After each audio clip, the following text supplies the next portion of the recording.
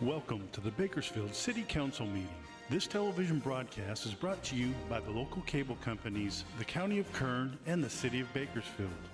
You can watch the rebroadcast of this meeting Saturday at 7 p.m., Sunday at 10 a.m., and the following Wednesday at 7 p.m. You can download the agenda for this meeting at www.bakersfieldcity.us. Presiding over this evening's meeting, the Honorable Mayor Karen K. Go. Good evening. It's my pleasure to call to order the 5:15 regular City Council meeting of September 21st, 2022. Madam Clerk, please call the roll. Mayor Go. Here. Vice Mayor Weir. Here. Councilmember Arias. Councilmember Gonzalez. Here. Councilmember Smith. I'm here. Councilmember Freeman. Councilmember Gray. Here. Councilmember Parlier. Here. Thank you. Welcome to everyone. It's so good to see many people in the chambers tonight. We had the pleasure tonight of having Pastor Ignacio Valdez from New Hope Family Worship Center to offer the invocation. It was such a pleasure, Pastor, to join you with the Rock the Block event. I think there were over 200 attendees from the neighborhood, and the work that Pastor is doing is in a very challenged neighborhood, just reaching out. There were 50 bicycles given away, and children who really never would have gotten a bicycle had that opportunity, and so many other positive things. Following the invocation, Natalie Tarango, who is a junior at Golden Valley High School, will lead us in the pledge. She's the Ward 1 alternate youth commissioner. Thank you for your service, Natalie. She's on the swim team, Interact Club, ASB Public Relations Chair, and she's also on the Golden Valley High School Site Council. She plans to pursue a career in business and finance, and you get to lead tonight if you promise to come back and serve in Bakersfield. Would you all please stand? Pastor. Thank you to our city council. Thank you, Mayor, for inviting us. And I'd like to read one scripture before I pray. And that scripture is found in Proverbs 8, 14 and 15. It says, "By wisdom, God gives kings reign and rulers make laws that are just. But my wisdom, princes govern all nobles who rule on earth. I love those who love me and those who seek me." God is a giver, is a generous giver, and he loves to give. He will give his wisdom to anyone who humbles himself and asks for it. So today we will pray for wisdom for our leaders, our elect, and for all those in our midst. Father, we thank you, Lord, for all of our civil servants. Thank you for their hard work, their sacrifice. May you continually bless them. May you generously give them, to each of them, wisdom and discerning hearts, skillfully governing the people in our city. Give the mayor, our city council members, our staff, much wisdom. Wisdom so that they may solve problems, distinguish between right and wrong, and bring order and stability and prosperity to our community. Your word says, Lord, search me, O God, and know my hearts. Try me and know my thoughts, and see if there's any grievous way in me, and lead us into the way of everlasting. We thank you, Lord. Amen. Amen.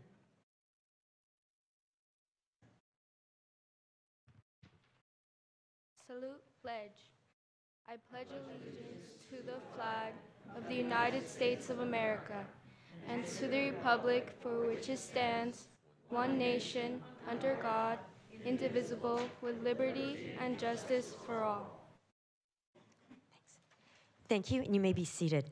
Thank you, Pastor. Thank you, Natalie. Pastor, not many people choose to work in a gang-infested neighborhood and reach out with compassion, so thank you so much. Here are a few guidelines to help our meeting run smoothly. We request that you turn off your phones. Please be courteous in the use of cameras and videos, and for safety reasons and as a courtesy to others, no signs are allowed in the council chambers or in the lobby. Applause is allowed during the presentations portion of the meeting, but not allowed during other portions of the meeting. Everyone in attendance is expected to adhere to the rules of decorum established by resolution of the City Council. Failure to abide by the city's rules of decorum, including any disruptive behavior that interferes with our ability to have an orderly and efficient meeting, prevents the council from conducting the business of the city. Consider this a first warning to everyone in attendance that conduct that disrupts this meeting may result in expulsion or in the chamber being clear. Behavior that disrupts the meeting includes repetitive statements, going off topic, shouting, outbursts from the audience, and surpassing the 2-minute time limit. Madam Clerk, next item, please. Presentations item 4A, proclamation to Jennifer Henry, Executive Director for Links for Life, declaring Paint the Town Pink Month in Bakersfield during October 2022.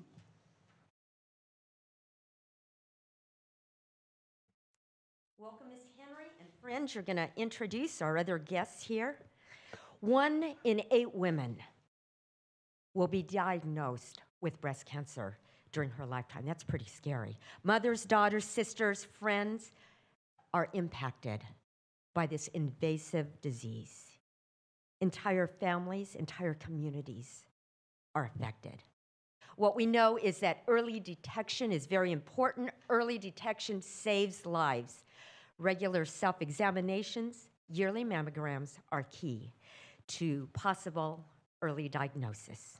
So it's my honor tonight to issue the following proclamation. The mayor of the city of Bakersfield, California, has officially proclaimed October 2022 as Paint the Town Pink Month in our city.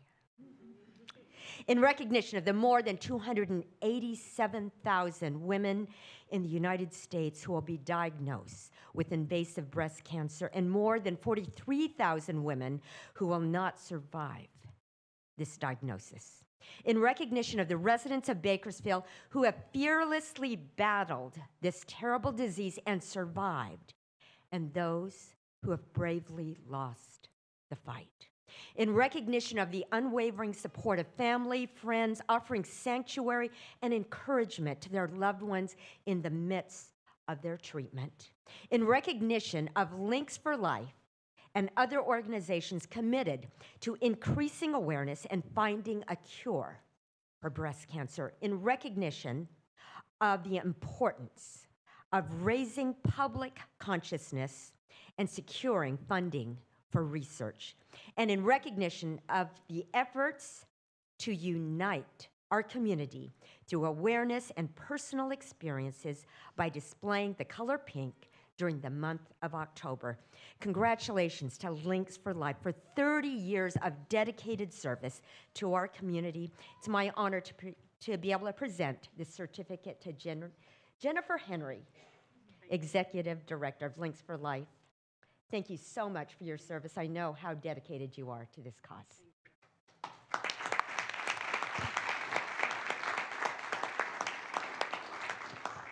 Good evening. Thank you all for having us. I think we've probably been here 30 years in a row. And thank you for your pink tie. I appreciate that. I'd like to introduce board members. I have Charlotte Brandt and I have Genevieve Bronco to join me today. Thank you for proclaiming October Paint the Town Pink Month. As she said, we were established 30 years ago by 10 passionate women who wanted to give back. They played golf passionately, and we started as a golf tournament. We will host our 30th this year. To highlight this past year, we provided 195 breast screenings for those who were underinsured or not insured. Over 200 women, we supplied head coverings and wigs too. 330 came into our office for assistance. You know we were on lockdown, right? This was this past year. 300 received services through our support group, and we provided over 300 $100 grocery cards to those in active treatment. It's a new program that we've supplied to women who are going through treatment. All these services and more are provided to the community at no cost. To underwrite this cost, we kick off Breast Cancer Awareness Month on October 1st with Lacing It Up at the park at Riverwalk. It's a mile walk or a 5K walk run. You can walk the whole thing. You can just come out and hang out. We support you in coming to our event. And then there are many activities throughout the month. In your mug, there's a calendar of activities and also where you can get free or reduced mammograms. Then at the end of the month, on October 28th, we will be at Luigi's. And who doesn't like Luigi's? Register. You can come and join us. And it will be a fantastic dinner and silent and live auction. Thank you again for supporting Links for Life, Breast Cancer Awareness Month, and we look forward to seeing you in October. Thank you. Thank you.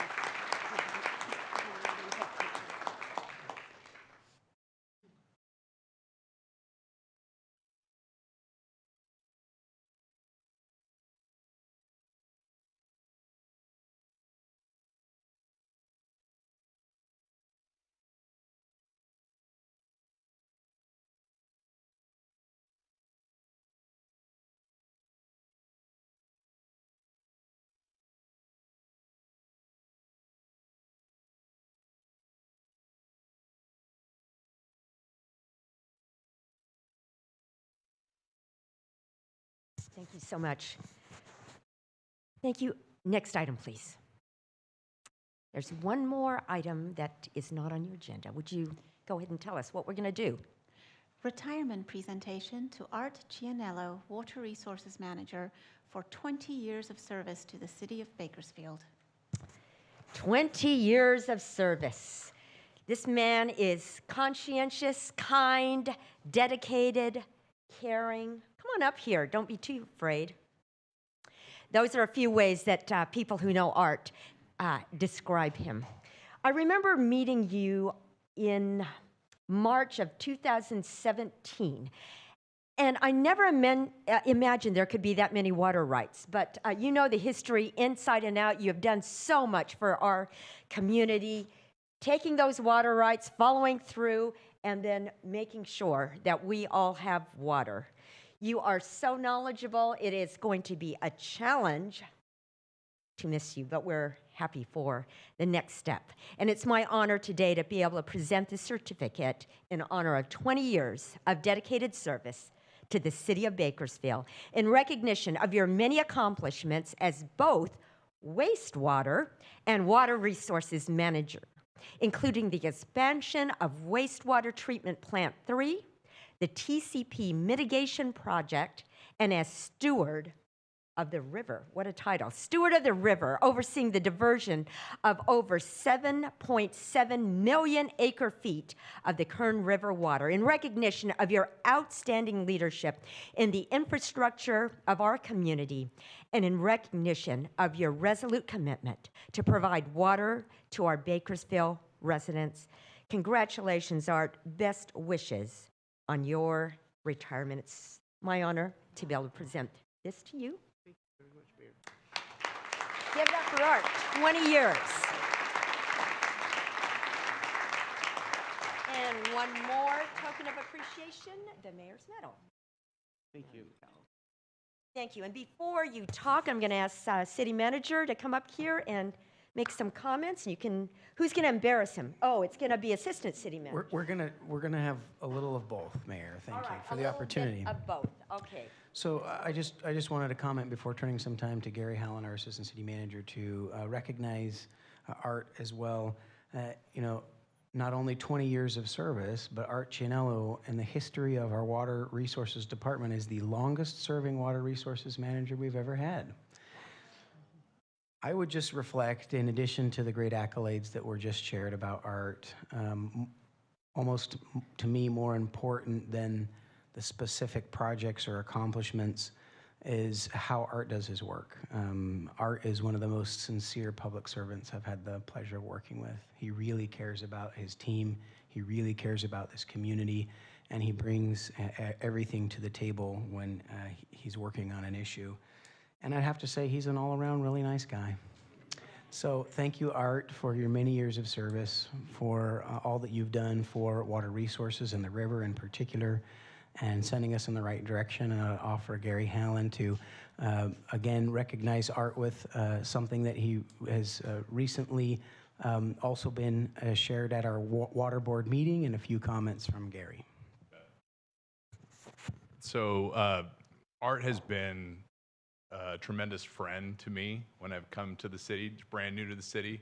And one of the first things I noticed about Art is he loves to teach. In fact, I call him the professor, you know, because if you know the water board meeting, and Councilmember Parley and Smith and Freeman know that the entire back wall of the water board meeting is a whiteboard so that Art can get up and diagram things that are going on. So I enjoyed our work together, and at the water board meeting, he was given this wonderful memory and gift as the keeper of the Kern for the last 12 years. So Art, thank you for being the keeper of the Kern. Thank you.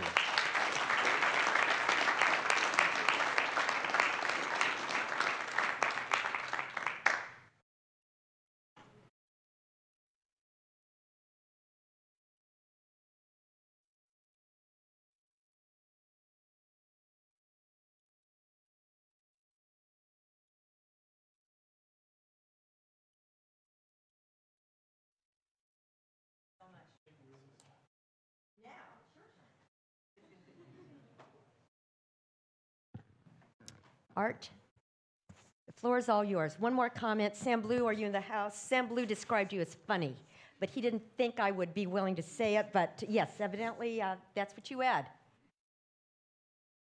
You're going to talk too. Oh. Well, no one thought this day would come, but it's here. On behalf of the Water Resources Department, congratulations on your very well-deserved retirement. You know, I think it's safe to say that you have been one of the most dedicated city employees, dedicated to the well-being of the citizens of Bakersfield and to your staff. You were more than just a boss. You were a great teacher, mentor, and you will forever be an inspirational leader. Congratulations.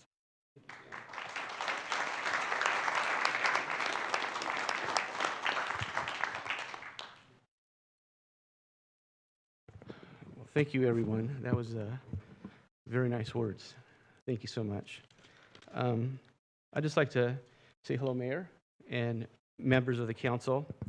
It has been my pleasure to serve the residents of Bakersfield for the last 20 years and to live in this great city with my family. I'm very proud of all the dedicated employees that I had an opportunity to work with in Public Works and the Water Resources Department. The City of Bakersfield's Kern River water rights, facilities, and domestic water system provides a turnkey solution to providing a high-quality, reliable water supply for its residents now and into the future. The foresight and direction from the city officials, city council, and the residents of Bakersfield resulted in obtaining these water assets in 1976 and continue to serve the city well today and into the future. I am grateful for the support and guidance from the Water Board, the City Council, City Manager, and from all the tremendously qualified and smart coworkers. Working together as a team for the greater good of Bakersfield has brought tremendous satisfaction both to myself and to my job every day. Thank you very much. Thank you, Art. Give it up for the keeper of the Kern.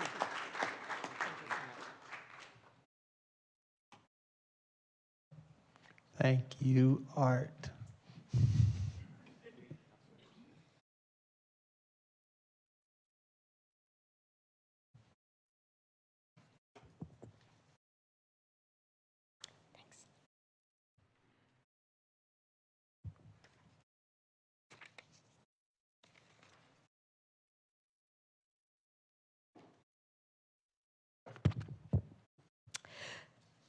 We have an interpreter present for Spanish language. Interpreter, are you here? Yes.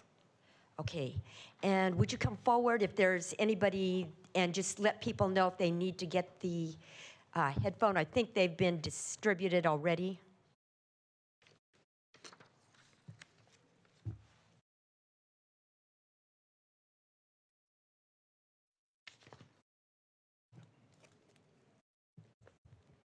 Si hay una persona que necesita interpretación en español, por favor levanta un par de audífonos en el vestíbulo. Gracias. Thank you. Just a helpful reminder for those of you who will be speaking tonight, since we are using an interpreter, just make sure that you are maintaining a pace that will allow interpretation. In keeping with Council's resolution, the public statements portion is now divided into two periods. There's a period for items listed on the meeting agenda and items not on the meeting agenda. Statements for items listed on tonight's agenda are given a 2-minute time limit, 20 minutes total, per agenda item. The consent calendar as a whole constitutes one agenda item. Statements regarding items not listed on the agenda are given a 2-minute time limit, 20 minutes total. If you have written comments that are longer than your verbal statement, give them to the city clerk, who will give copies to the council. If you're here to make a public statement, please fill out a public speaker card and give your completed card to the city clerk. We ask that you mark whether you're here to speak on an item listed on tonight's agenda or an item not on the agenda. Speakers who do not identify a specific agenda item will be presumed speakers for the non-agenda portion of the meeting. Those speakers will be called during the non-agenda portion of the meeting. If you're here on consent calendar hearing items 8A through B, now is not the time to speak. You'll be given an opportunity to speak when those items are called later in the meeting. We're very interested and concerned with your issues. However, due to the public notice requirement of the Brown Act, the council can't take action when an item isn't on the agenda. The council can, however, refer your matter to committee or request that staff contact you. Madam Clerk, do we have any public speakers regarding items listed on tonight's agenda? America, we've received 4 speaker cards for items listed on tonight's agenda, and all of them are regarding items 10A.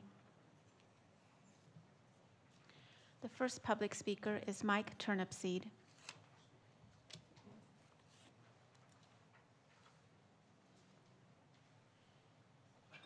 Following Mike Turnipseed, it's Shara Thompson. Welcome, Mr. Turnipseed. Madam Mayor, members of the board, I'm Michael Turnipseed. I represent the Kern County Taxpayers Association. I first of all want to thank you. After 3 years, I was able to access finally the annual reports for Measure N, and I'm going to breeze through some of the important takeaways here. They was pretty heavy on narrative and very few on facts, but that goes. Interesting thing, like goal number 2, violent crime increased 46% in 3 years. Our police response times, which were supposed to go down with more policemen, went up 16%. The prosecutions of arson, even though we hired more arson investigators the first year of Measure N, is less than 10%. As arson is an important thing. They claim 100% prosecution rate, but they're only prosecuting less than 10%. I think that is a real problem. You put 600 new lights in town. They say they're new, but were they replacements? Did they actually go to address the needs of the dark communities that don't have any lights at all? That wasn't addressed in your report. Back in 19, you planted a bunch of plants, 1,800 trees, 38,000 plants. How many of them are still alive today? If you drive on California Avenue between Oak and A Street, that was replanted back then, and probably 20 to 25% of the bushes are dead. The trees haven't been pruned in years. And we're having people coming to town at the end of next month, and that's one of your major gateways to downtown. And that's what was supposed to be addressed by Measure N money. Probably the most effective thing you did, you was addressed your goals. Oh, your clock's running different this time. Get to the other thing. Oh, it's nice that you got an extra $93 million from the taxpayers because sales tax went up. And that one more thing, and I'll be done and not bother you anymore. Most important thing was we talked to the city back in 18. We asked and were told there would be performance audits. Mr. Weir knows what a performance audit is, and this is very far from it. Thank you. Thank you, Mr. Turnipseed. Next speaker, please. Shara Thompson, followed by Sandra Plasencia, followed by Wendell Wesley Jr. Ms. Thompson?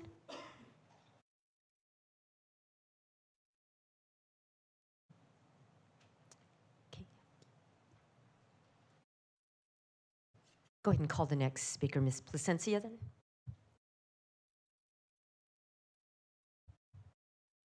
Welcome. Hi, sorry about that. I think Char's outside. We'll get her. I'll go ahead. Hi, good evening, everyone. My name is Sandra Plasencia, Policy Advocate with Leadership Council. I'm providing comments on the ARPA spending plan. I want to thank the city manager and his staff for meeting with Leadership Council earlier this month to discuss how the city intended to spend the ARPA funding. The spending plan is off to a great start, giving the allocations for infill and blighted housing projects and home rehabilitation. Although we are disappointed to see that the funds have been reduced for home rehab and infill projects, reducing the total investment for housing to $15 million instead of the $18 million that was originally proposed. The vacancy rate in Bakersfield is now below 1%. We are in desperate need of housing, and the reduction should not have been made. To further straighten the ARPA plan and create a comprehensive approach to address the housing crisis, we urge the City Council to allocate funds for rental assistance and eviction protection. Residents are reporting rental increases above the 10% cap allowed by the state. Landlords are not following tenant protection laws, leaving residents fighting for their rights without legal defense. In fact, 59% of landlords have legal representation, while only less than 1% of tenants have representation in court. Investing in eviction protection fund will help ensure folks are receiving the legal aid to stay housed. Tenants are being pushed out of their homes by landlords who want to sell or rent their homes at the current market rate, displacing a multitude of residents. With the vacancy rate below 1%, tenants are forced to scour the already competitive rental market in hopes of finding a home that will most likely take up the majority of their monthly income. As we experienced throughout the past year and a half, rental assistance is a huge need for Bakersfield. As rent increases continue throughout the city, you must prepare to support residents who are unable to pay their rents. A rental assistance program can help meet this need. For the reasons above, we ask the city to include funds for eviction protection and rental assistance in the final ARPA plan. The city council can consider reallocating funds from categories that are not detrimental to the city's livelihood to be used for rental assistance and eviction protection to ensure that the city is responding to the immediate needs of many residents in Bakersfield who are struggling with housing. Ms. Plasencia, your time is up. Can you go ahead and bring your comments to a close, please? Yes. Lastly, all Bakersfield residents deserve the right to a safe, affordable, and sustainable housing. Thank you. Thank you. Next speaker, please.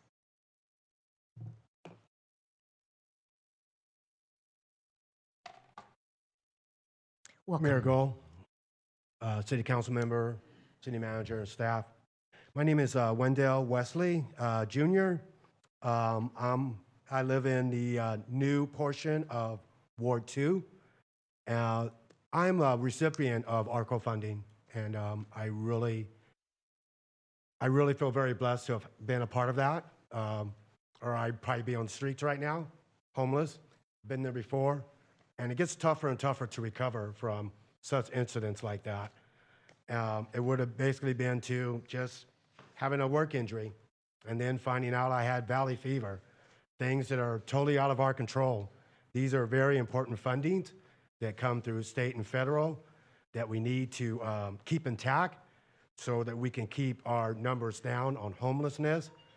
And it also at the same time, it provides an added amount of safety to our communities when we have less homeless people on the streets.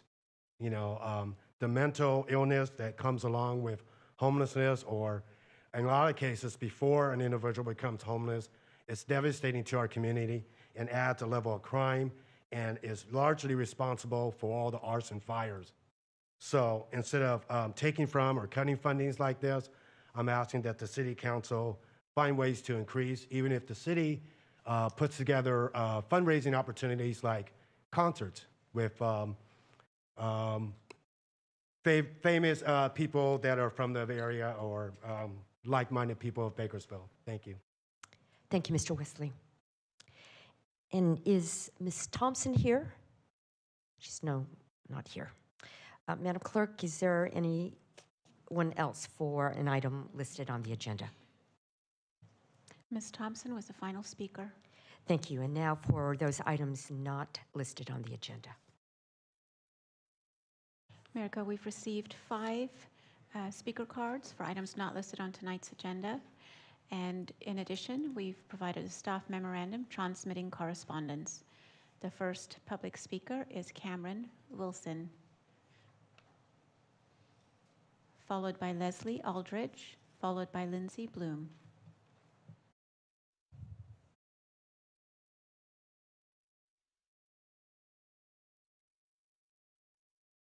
Good evening and hello, Bakersfield City Council. My name is Cameron Wilson and I hold the title of Miss Teen Bakersfield 2022, alongside Giselle Duran, Miss Bakersfield 2022, and Priscilla Varela, Mrs. Bakersfield 2022. We thank you for having us this evening and allowing us to share with you how we serve our community through the Bakersfield pageant.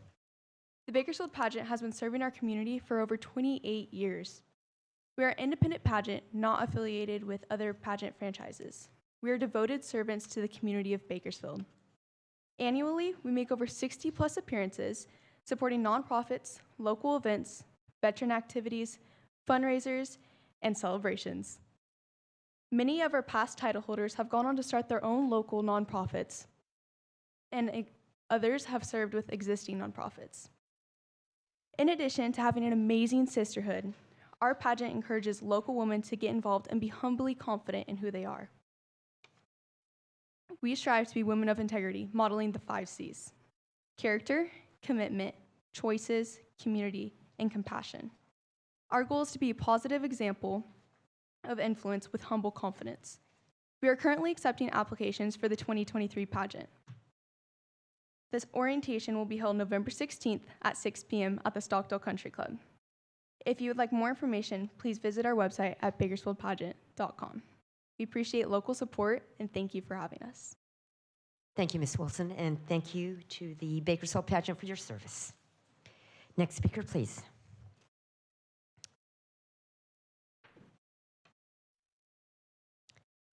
Welcome. Good evening. Thank you for having us. To add to what Cameron said, we have the honor this evening of celebrating the beautiful and talented Lindsay Bloom, who was crowned as Miss USA International exactly 50 years ago this month. After becoming Miss USA International, Lindsay's first Hollywood break came when she was hired as the last Dingling sister on the Dean Martin TV show. Later, she went on to star opposite Stacy Keach as his sexy and witty secretary, Velda, in Mickey Spillane's Mike Hammer on CBS TV. That's when she became a brunette for 5 years. Some of her television credits include Bonnie Robertson in Dallas, Maybelle Tillingham, the switchboard operator in Dukes of Hazzard, and Rocket in Vegas, all reoccurring roles. She guest starred on Laverne and Shirley, The Love Boat, Starsky and Hutch, and Sanford and Son, to name a few. Her favorite movie role was starring as Jean Harlow in Hughes and Harlow, Angels in Hell. In 2007, after raising 3 children with actor-singer Maeve Nutter, she came out of retirement to reunite with Michelle Delafave, a fellow Dingling sister, to perform in a new duo called Blue-Eyed Soul for the Vietnam veterans. It has been a rewarding ministry for her. She came out of retirement again to co-star as Mayor Aurora Cox in a new movie, Charlie's Christmas Wish, by Blue Heron Films, Jill Frost Films, and distributed by Lionsgate in 2020. We feel so honored to have such an outstanding individual with so many wonderful achievements in our very own community of Bakersfield. Congratulations, Lindsay, on your 50th anniversary of becoming Miss USA International. Thank you, Ms. Aldridge. And now, Ms. Bloom.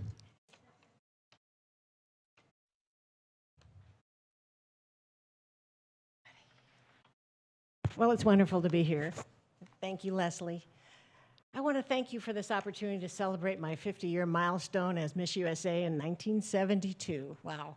It's hard to believe that 50 years ago this week, I was on my way to Tokyo, Japan to compete in the Miss International pageant as Miss USA.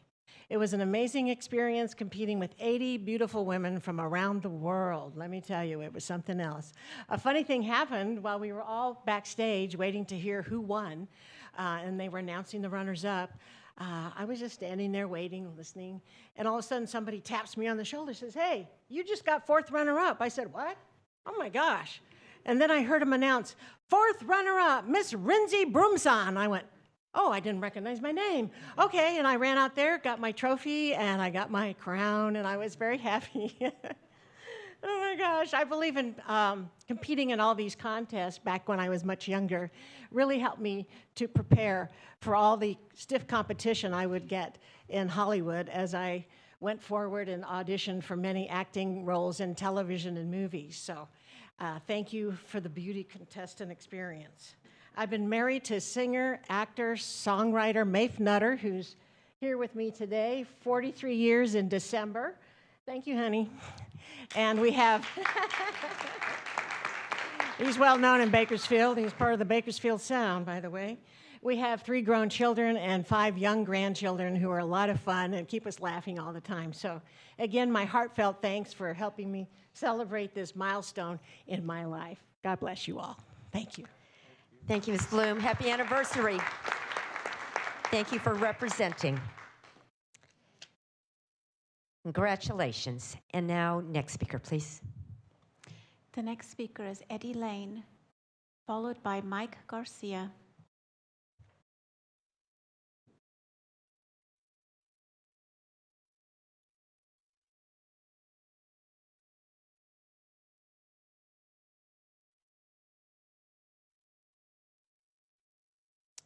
Welcome, Mr. Lane. How do you follow that? I'm holding up a front page article from Monday's paper, Californian. Some parks get water, others dead fish. A good article, but some details are left out and some comments by government officials are questionable. Examples: claims by county staff that the Kern River Golf Course is being browned up. Another example, the claim that the golf course has riparian rights. I'm passing out 2 sets of pictures that, thanks to your city clerk, you were sent ahead of today's meeting. The golf course, which is operated by a for-profit firm, is as green as it was when the previous pictures were provided to you about a month ago, maybe more than a month ago. What is new is a posted notice for golfers to expect longer grass on the tee boxes due to upcoming overseed prepping. Yes, according to the website, over 8,000 gallons of water can be saved for every 1,000 square feet of grass when golf course grass is not overseeded. Cost of seeding is another issue, and I raised a series of questions that I'm passing out. And what riparian rights does a golf course have? It's not even directly on the river. And moreover, such rights do not constitute free water from the Kern River, or Kern County wouldn't be reimbursing the city for water pumped into Lake Ming. As another picture indicates, Lake Ming was closed to the general public last weekend for drag boat racing. It'll be closed again this upcoming weekend for speedboat racing. While the small lakes so greatly enjoyed at the park at Riverwalk are dry, along with the Truxton Lakes with its buried fish and dying trees, drag boat and speedboat racing is being enjoyed at Lake Ming. Trust in government requires transparency, which is lacking with regard to these issues. Residents of both the city and the county need a continuum of public recreational opportunities along the Kern River, and right now that's not happening. We need to make an equitable use of our water and our recreational resources. Thank you very much. Thank you, Mr. Lane. Next speaker, please. I forgot something.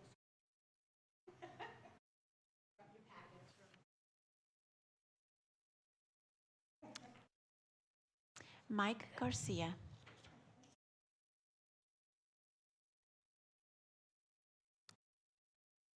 Mr. Garcia? No. Next one, Julie. That was our final speaker card, Mayor. Thank you.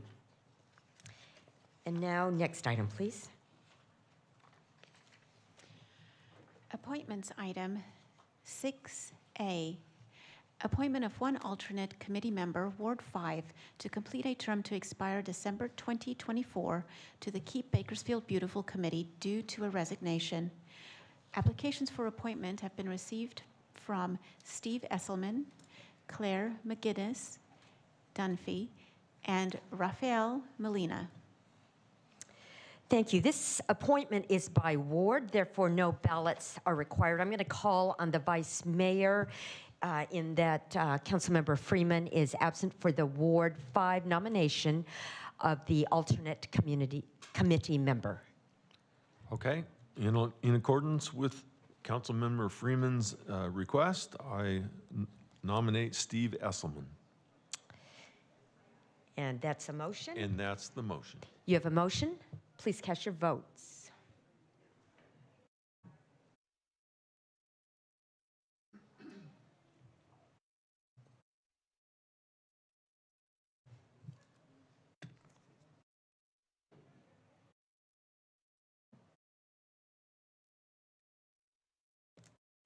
Motion is approved with Councilmember Arias, Gonzalez, and Freeman absent. Thank you. And now next item, please. Consent calendar items 7A through 7AO for approval. We've provided a staff memorandum transmitting a signed agreement for item 7N. An additional staff memorandum was provided for item 7F, pulling the item from tonight's agenda. Vice Mayor? Thank you. I have no request to pull anything except item M, which I am requesting being pulled. Item F is already being pulled. So in accordance with that, I move the approval of items 7A through 7A0 with the exception of item M and F. You have a motion. Please cast your votes.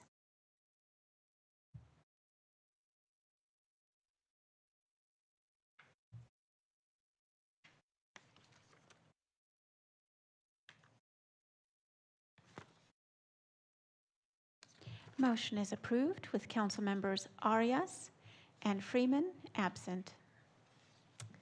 Thank you. And Vice Mayor now? Actually, item M is really a bit of good news for the homeless and other issues surrounding that, and it came to us through the ad hoc committee. We knew this was coming forward, and I would like our city manager to make a few comments on this. Yeah, thank you, Vice Mayor, Mayor and Council. This item indeed came through an homelessness ad hoc committee presentation from Kern Medical in partnership with the city. We continue to look at where are there gaps in the service system for those experiencing homelessness. One of the biggest challenges that we face are individuals experiencing mental health challenges or substance abuse challenges. We currently have some facilities in the metro area that can serve individuals who need detox assessments or mental health assessments, but it's a very small number of beds and we are way beyond capacity. What this partnership with Kern Medical will do is create for them assistance in completing environmental and design documents to build a new psychiatric emergency room through grant funding from other sources that would add dozens of new beds to help with those holding periods, assessments, and detox, as well as be a triage point for all individuals that are experiencing behavioral health issues to go to that emergency room and not fill up for long periods of time beds in our hospital emergency rooms.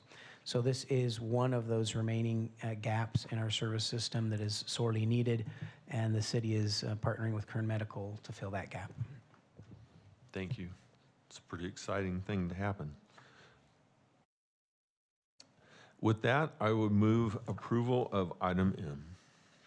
You have a motion. Please cast your votes.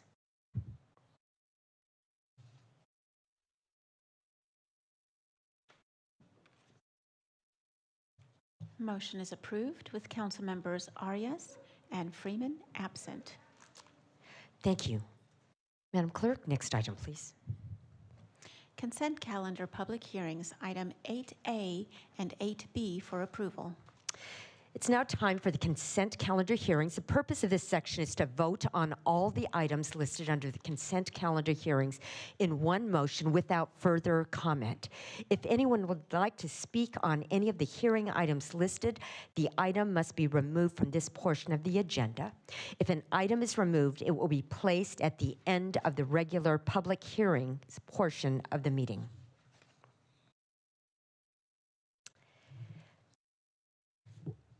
At this time, I'll open consent calendar public hearings, items 8A through B.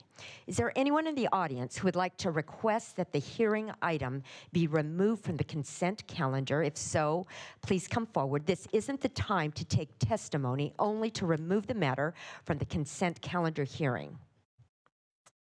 Hello, Ryan Nance with the Carpenters. I'd like to remove item 8A and place 3 speakers. We've given the cards to Julie.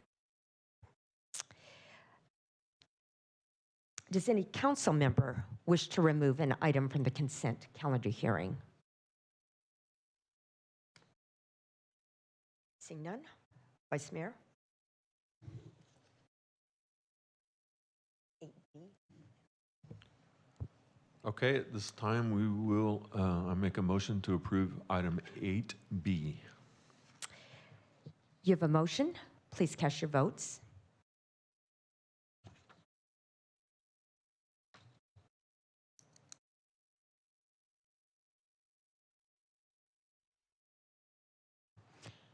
Motion is approved with Councilmember Arias and Councilmember Freeman absent. So at this time, consent calendar hearing item 8A will be moved to the regular hearings portion. Something wrong? No, Mayor, but since there's no hearing items on the calendar, we can just open it now, and you can look to staff for a presentation, and then all those in opposition in favor. Okay. Mr. Clegg. Thank you, Mayor and Council. We'll ask our Development Services Director, Chris Boyle, to walk through some brief slides on this item. Thank you, City Manager Clegg, Mayor Go, Vice Mayor Weir, and Council. Item 8A tonight is an item for request for a general plan amendment and zone change. The subject property is located near the southwest corner of South H and Hosking, immediately east of the Highway 99 freeway corridor. The general plan amendment requests a change from the LR, low density residential, to the GC, general commercial land use designation. The zoning request, the zone change requests a change from the R1, low density residential zoning district, to the C2 PCD zoning designation. The entitlement, the entitlement includes an action on a mitigated negative declaration, which analyzed the development of a commercial development with the maximum amount of 241,375 square feet. The actual development of that property isn't on the agenda at this time, just the general plan amendment, zone change, and the environmental work that is in support of that. The actual development will be addressed per a future Planning Commission consideration, as it is a planned commercial development zone district. Mitigated negative declaration was circulated for comment between April 25th and May 25th. The item was taken to Planning Commission on the May 21st Planning Commission agenda and was not pulled from the consent calendar public hearing item, and no testimony was taken at that time, and the Planning Commission approved that item accordingly. With that said, tonight's action would be to adopt a resolution adopting the mitigated negative declaration, adopting a resolution approving the general plan amendment, and introducing or taking a first reading of the ordinance approving the zone change. That completes my staff presentation. I'd be happy to answer any questions you might have. Thank you. So we'll go Now, to the public, each side will be allowed 15 minutes. It's 15 minutes for all speakers per side. It's important that you identify yourself, make your statement succinctly so others may speak. We'll hear statements from those that are opposed to the staff's recommendation first, and we'll hear from those who'd like to speak in favor of the staff's recommendation. If there's testimony on both sides, each side will be allowed a 5-minute rebuttal. There's a clock on the TV screens behind me which indicates 15 minutes. Please step to the microphone, identify yourself. After 14 minutes, a yellow light will come on, and at the end of 15 minutes, a red light will flash, indicating that your time is up. Quickly end your statement. You may ask questions during your statement, but they won't be addressed until the public hearing is closed. If you have written comments that are longer than your verbal statement, give them to the clerk. She'll provide copies to the council. Please be courteous to others who wish to speak. Madam Clerk, please read the public hearing item now. Well, go ahead and read it. 8A, which is already open. Public hearing to consider general plan amendment zone change number 21-0179 on 21.4 acres generally located south of Hosking Avenue and west of South H Street. Applicant and property owner Anthony Alovieri. Thank you. Is there anyone who would like to speak in opposition? This would be the time to speak. We have Joe Clark.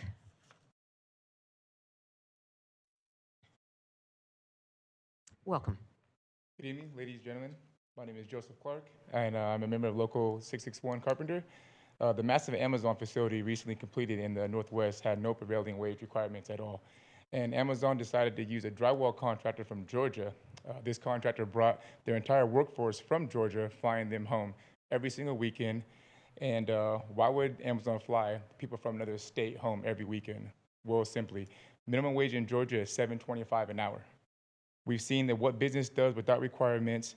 Let's talk about a way to solve that problem. Prevailing wage requirements on projects of this scale can level the playing field and allow honest, tax-paying contractors to compete in the private market. Therefore, we ask the City Council to continue this item until such a time that the carpenters have had a chance to meet with the developer and discuss labor protections for this project. Thank you. Thank you. And now, next speaker, please. Mr. Ortega.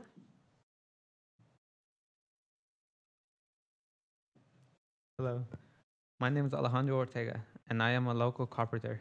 I live here and I prefer to work in the same town that I live in. The applicant has requested a zone change from residential to general commercial. When the City Council approves a zone change request, you add monetary value to a project. But the question is, what value does that zone change bring to our community? The developers make a profit, to be sure, but there is no standard rate of pay for carpenters on private commercial projects except minimum wage. To make matters worse, we contend with traveling workers underbidding our local carpenters. We need local hire requirements. If a significant percentage of the construction workforce is dispatched from a state certified training center within 75 miles of a job site, that is local hire. Therefore, we ask the City Council to continue this item until such a time that the carpenters have the chance to meet with the developer and discuss labor protections for this project. Thank you. Thank you, Mr. Ortega. And the next speaker is Mr. Nance.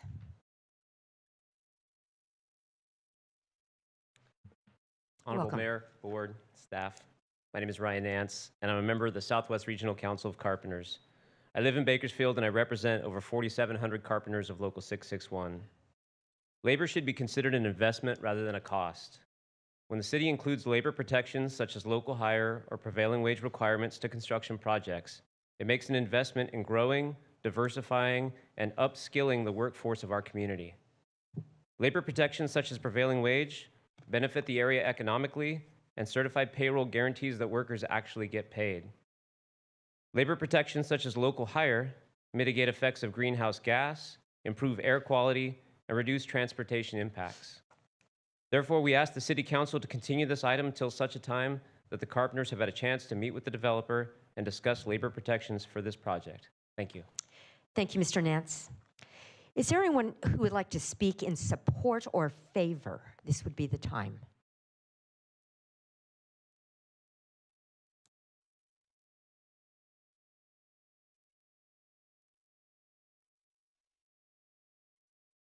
Please identify yourself and go ahead. Good evening, Mayor and City Council and City staff. My name is Kristen Piddick from QK. I represent the applicant for this project.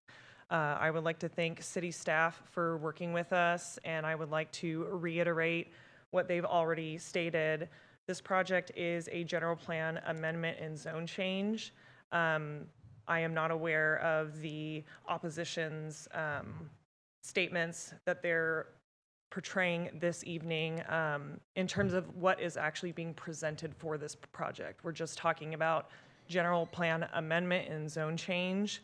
It sounds like their concerns have something to do with outside of the actual parameters of the project. So I am in support with city staff's recommendation for this. And if you have any questions, I am happy to answer them. Thank you. Thank you, Ms. Piddick. Anyone else who would like to speak in support of staff's recommendation? Seeing none at this time, is there anyone who would like to rebut in opposition? Seeing none, is there anyone who'd like to rebut in support? Seeing none, I'll close the public hearing and return it to council for comment and action.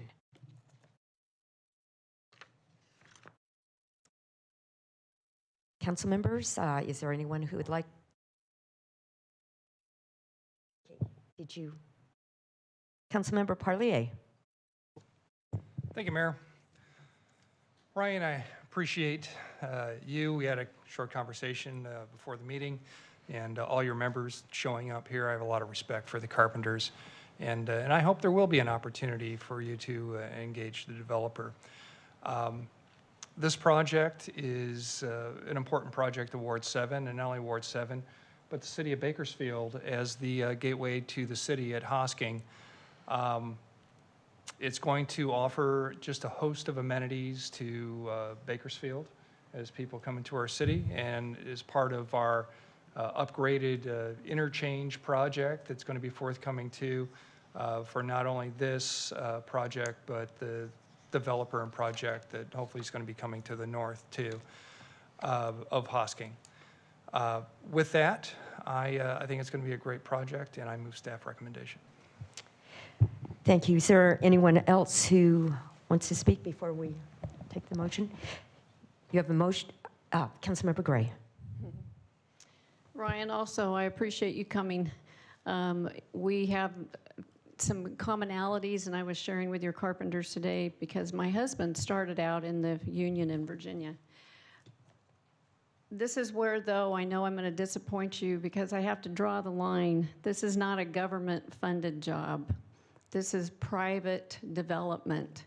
And when you get prevailing wage involved in private development and cities are trying to bring in those amenities and those developers, you're going to discourage a lot of developers that are not going to want to pay prevailing wage.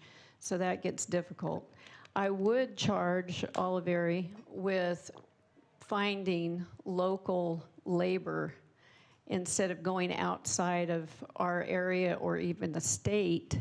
I totally agree with our carpenters. That shouldn't be happening in our area. Unfortunately, there is a labor shortage because, like we talked about earlier tonight, people don't want to work anymore.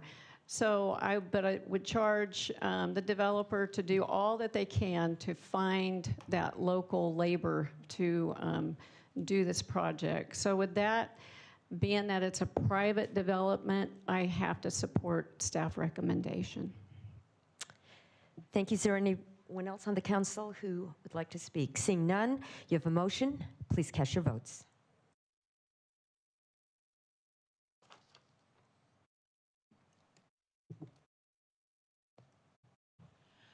Motion is approved with Councilmember Arias and Councilmember Freeman absent.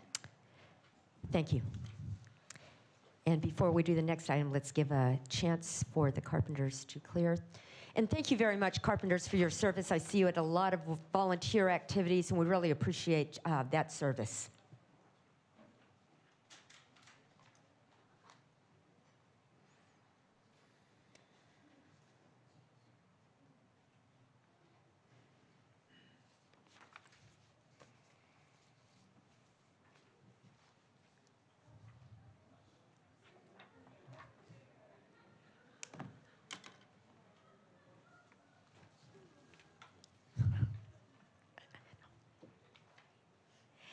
Madam Clerk, next item, please. Reports item 10A, Public Safety and Vital Services Measure 3-Year Report. Thank you. Mr. Clegg. Thank you, Mayor and Council. We're going to provide a brief presentation tonight that highlights what this report is about and pulls out a few highlights from it. But I'm not going to try and cover all the detail that's covered in about a 30-page report. That is a long report, but it is 3 years' worth of impact analysis, and I believe it is warranted for the interested public and how have we spent our Measure N dollars. We did create an executive summary to this report that can allow perhaps the less dedicated reader to, in 2 pages, cover the highlights, but there is a lot of detail throughout the rest of the report. So I want to reflect again for council that this is about the first 3 full fiscal years, but we also included the amounts from that partial year in fiscal year 18-19 to really communicate to the public where did the Measure N dollars go, what was it spent on, and what are the outcomes that we've achieved because of that. In the report, it outlines the numbers. These are, again, just a highlight. It has budget tables that show by department where all the funds were spent, but it also has summary information about total revenues as well as total expenditures. One of the questions we continue to ask ourselves is, have we spent all the dollars received? We've received $283 million, and we have $249 million expended to date. There are some funds that have gone into programs like our ARP software program or the regional radio program, not fully expended to this at this time, but 87, close to 88% of Measure N dollars have gone towards the projects that are listed throughout this impact report. In our executive summary, again, we note where large dollar amounts have gone. For example, $69 million has gone to the police department as the #1 priority, enumerated in several of the spending priorities of Measure N. We've also spent quite a bit on economic development. That includes some of our work around homelessness, as well as important work in building up our reserves, as well as our recreation and parks, many different parks projects. So a few highlights that I just wanted to take a quick moment to point out for the public. Compared to pre-Measure N, we have hired 222 additional police officers in the last 3 years. We've seen a net gain of 64. We continue to work at that. We know we've got work to do, but we have 64 more police on the streets today than we would have had without the measure, and we'll keep working until we hit that 100. We've cleared 6,000 encampments through our rapid response teams. We've cleared 16 million pounds of trash, 900,000 pounds of trash through our Clean City pop-up drop-off events. We've put 1,600 lights throughout the city. And as I mentioned, those city park upgrades, we provide more details throughout the report, but 38 projects completed. In a good year, before Public Safety Vital Services tax, we might have done 2 or 3. We've done 38 in the last 3 years.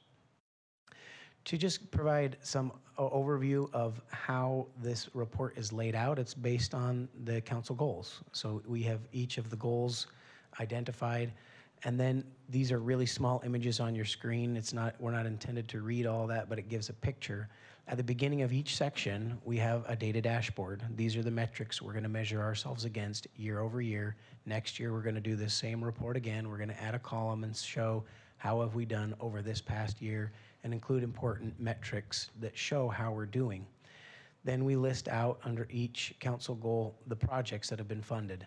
As you can see from the really small print there, it's a lot of projects. And then we dig in, as was noted earlier, there is qualitative information, but we picked 3 to 5 projects within each council goal area to really dig in to the details to show what the impact was for these dollars. Again, very hard to read this slide. It's intended to just give some perspective about all the things that have been done through these dollars. We've got a new department under economic development. We have a new department. We've got incentive tools built. We've invested heavily in our venues. We've also created the Urban Revitalization Fund. We've created several advances in the energy sector through the development dollars that were set aside. And then in the first 3 years, we invested almost $10 million in affordable housing funding to build numerous units of affordable housing. And then lastly, of course, we're supporting community transformation on a small basis. Initially, we hope to grow that over time through these PSVS dollars. Again, just this notes for you. Again, we have a dashboard of many statistics related to safety and crime and homelessness that show that before Measure N, how many beds did we have available? 0 from the city, and throughout the community, we had about 400 beds, and we've added now 500 beds in the last 3 years through PSVS and other blended funds towards homelessness, and a number of other measures that we can show what we're doing today that we couldn't have done prior to the measure. Again, to highlight a few items here, we've talked about the policing numbers. I think it's important to also point out that our non-sworn personnel has also increased, returning more officers to the streets. We have numerous specialized units that we've been able to either grow or reinstitute that weren't in place before. We have set aside that funding for our radio system. We've been able to update our facilities. We've implemented a new violence reduction program. Our body-worn cameras and shot spotter weren't possible without these funds. Our fire rescue squads and facility upgrades, the Affordable Housing Trust Fund, Brundage Lane Navigation Center, and then several technology tools that are helping us become more efficient around safety and resilience. Again, all only possible through the measure. For infrastructure, we have spent less overall compared to the other goals, but we have been able to focus on some priority areas like lighting infrastructure, our street lighting study, lighting poles, some street improvements, and then in this coming year's report, you'll see an uptick in numerous areas around street improvements and infrastructure. But we've also, in prior years, been able to spend some seed money around our downtown corridor and our sewer system, as well as traffic calming. Related to quality of life, the pop-up events, we've held 48 of those events over the last 3 years. We have been able to, at this point, have 8 Clean City teams. Again, next year's report, you'll see that's at 11. We've dedicated several teams specifically to work in the Kern River Parkway. We've also been able to make enhancements at some of our facilities from a security standpoint, not just economic development. Our Parks Master Plan and the mini parks updates already noted. And then we've also been able to expand our graffiti services and see incredible numbers of sites restored in that very efficient program. Lastly, in this new goal area, again, sometimes underappreciated, but it is the heart and the backbone of a good organization, spending to be a more efficient and innovative government. We've been able to create our help team that's improving our customer service response. We've created a legislative program and have a lobbyist today that we have never had before. We conducted our first risk assessment and are beginning down the process of doing performance audits citywide, but in an upcoming council item that you'll see coming out of the Budget and Finance Committee that talks about how we use Measure N funding. There is a prioritization of projects to do performance audits related to Measure N programs, but we should do that on other citywide programs as well. And so that's possible through this risk assessment and follow-up to the risk assessment. And really importantly, the reserves. The city had next to 0 reserves just 3.5 years ago. And today we meet the industry best practice standard, which a very small number of cities throughout the country and throughout the state meet. We have our rainy day fund set aside, and we're continue to build up those reserves so that we have strong fiscal sustainability and good fiscal planning, only again possible through the Measure N dollars. We've also built a few important tools. We have our long-range financial tool.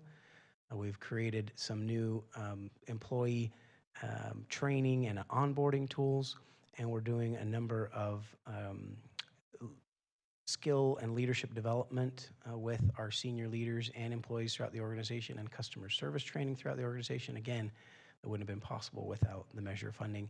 And lastly, continue to build out technologies that make us smarter and faster, and deploy our staff resources to those programs that have greater effect. I went through those highlights fairly quickly. I just wanted, for the public record, for folks to see and feel that there's many, many projects funded by Measure N, but the full report will be available on our website. We're going to push it out through social media. We'll do some other media pieces on this and invite the public to go and see what the impact of Measure N truly is. We know we have a lot of work still to do. We know around homelessness, public safety, continued cleaning up of our city. We need to make progress there.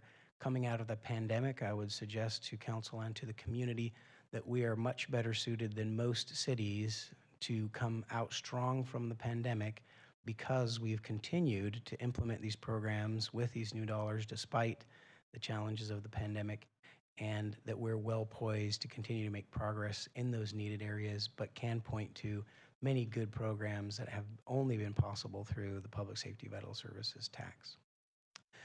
Just again, wanted to note the image you see there on the right of the screen is one side of what our two-pager looks like. We'll have a two-pager again that is a much quicker and brief summary for the broader public who may not make it through the full report. With that, I'd be happy to answer any questions. Thank you, Mr. Clegg. Councilmember Gonzalez. Thank you, Mayor, and thank you, Mr. Clegg, for your presentation. Just want to reiterate some of the key highlights here. 222 additional sworn BPD personnel, net gain of 64, 6,000 encampments cleared, 16.8 million pounds of trash picked up, 903,000 pounds of trash collected through the Clean City Initiative pop-up, drop-off events, 38 city parks upgraded. We also have the Brunsley Navigation Center with 150 new shelter beds, 130 coming online in December, over 170. We're very close to 180 permanent housing placements. Keeps ticking upward. 180 people who are permanently housed going through the Brunsley Navigation Center. Imagine that. Over 320 people, human beings in our neighborhoods, in our community, are now in permanent shelter tonight, will be under a roof, who otherwise would be out on the street because of the Public Safety and Vital Services Initiative. Thank God for Measure N. Thank God for the people and the wisdom of our voters in Bakersfield and taxpayers for making this investment. It is easy for any of us to point out issues in this city. No one's sugarcoating it. We still have a lot of work to do. And we still discuss very clear-eyed those issues every single meeting. And we're committed to drilling down and finding better solutions for those various issues, whether it be property crime or homelessness or vacant properties and infill development, and I can go on. We are still working on it, and we will still continue to address those issues. But I want to challenge everyone to think about, where would we be had Measure N not passed? What situation would we find ourselves in as a city today and in the future? So two things can be true. One is that we are making progress. We are seeing gains. We are accomplishing a heck of a lot. And two, we still have challenges that exist and we see every single day. Those two things are not mutually exclusive. Both things are true. So with that, I just wanted to ask you a few questions, and again, commend staff and everyone who's working hard, not only addressing the issues today, but also over the last few years dealing with the pandemic and also building capacity within the organization so we can better meet needs in the future. But let me drill down on some things that Mr. Turnipseed had mentioned, because I respect him and I respect the Kern Taxpayers Association. They were actually a partner in the passage of the Public Safety and Vital Services Initiative. They were ones who provided leadership in this community when there were many people who were actively working against this initiative, who, even though we all knew it was in the best interest of the city, but current taxpayers are actually provide a lot of leadership, and I appreciate them. And so I think it's important that we address some of the issues that they raise, or at least Mr. Turnipseed has raised in turn. One is the violent crime and the fact that we are seeing an uptick there. Mr. Clegg, if you want to provide us a response. Thank you, Councilmember, Mayor, and Council. Violent crime numbers are up. That is, if you look at 2018-19 through 21, it's a fact, those numbers are up. I think what's important context to look at those factors is that violent crime numbers are up across the nation. They're up across the state. Throughout the pandemic, all urban cities saw these types of challenges. And what isn't reflected in this report, which again was through June of this last of this current calendar year, it was the end of our fiscal year, is that programs like our violence intervention program have been getting stood up and put in place, and the numbers towards the tail end of the fiscal year started looking a lot better. And if you look year to date, we have seen a significant reduction in homicides year to date. And we've seen from January through the end of August, year to date numbers were, our homicide numbers were down about 30% this particular calendar year. So you didn't see some of those numbers 2 years ago and a full year ago. Because we're working on getting some of those programs in place, and some of the benefits that we're going to see from Measure N are beginning to be seen, whereas others, like our park improvements, those are already readily apparent, but many more impacts are to come. I appreciate that. Thank you. The second issue that was brought up was with regard to response times and the fact that the response times when our citizens are calling for service are going up. Yeah, thank you, Councilmember, Mayor, and Council. Again, that is a fact. Our response times have increased. The number of officers on patrol has increased. As we see some of our officers complete their field training programs, the academy programs, many of the benefits of the increased number of officers are also still coming. And I would say that's an area where I would acknowledge we have work to do. Absolutely. We need to get better on our response times. As we reach that full staffing complement, I anticipate we'll see improvement there. I would reflect that, again, the nature of policing and the crimes that we're facing is shifting and changing. The number of calls that we receive related to homelessness and organized retail crime has gone up in an alarming way. We're concerned about that, and we're trying to pivot and find new ways to get at those particular issues. And we just need to get better on the response times. It hasn't happened yet. Okay. Similarly, Mr. Turnipseed pointed out the number of fire investigations. I'm assuming he's referring to fiscal year 21-22 with a bit of a decline, if I can read it. It's a bit small here on my presentation, but yeah, related to arson, I would actually reflect that if you do a benchmark comparison to peer cities, the number of arsons that are investigated, arrests are made and prosecuted, ours are some of the highest in the state, actually. We do very good at arson. It is a question of comparisons. And so I would actually point to that one within context. Those are very good numbers related to arson. right, and arson investigations are a function of the number of fires that are actually started, and so we may have seen a dip in that last fiscal year. The number of arsons actually increased in the last fiscal year, in fairness. But again, I think within context, If you look at other fire departments and their investigation and prosecution rates, this is along the lines of where we would look for it to be and above average.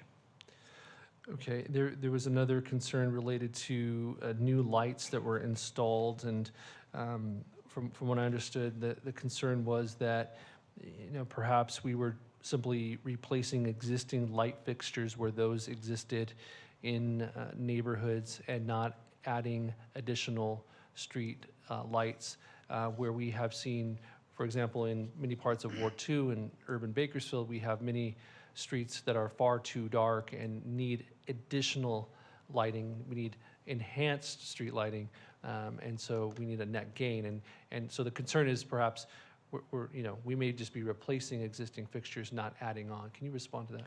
Yeah, thank you, Councilmember, Mayor, and Council. The number that's represented of the 1,600, it's a mix. Many of those are LED replacements. That was the low-hanging fruit that we could go in and do really quickly. Some of them are new light fixtures. The $1 million per year allocation that council has made towards street lights is principally for new lights. And so in year one of the Public Safety Vital Services tax, we did a number of LED replacements, and those benefit the city in cost savings, and those are good projects. But we know we need to continue to light up the city in increasing ways. We've had the phase one of the lighting study had 56 intersections that is creating new light and new light fixtures. A second phase is actually just before council that will do additional intersections beyond those 56.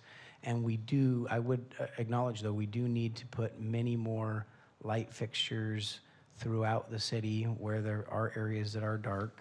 And we have from the second and third year allocations of PSVS funding for streetlights, we still need to spend those dollars from last year and the current year towards those type of projects. We do have a supply chain challenge currently that's making that difficult, and our Public Works Director is being creative. We're trying to work with PG&E on using their existing poles to add light fixtures to move faster. But we do have a lot of work to do to fully implement the lighting study. There's a lot of areas that we're going to add streetlights to, but we're going to keep chipping away at that each year with that $1 million allocation.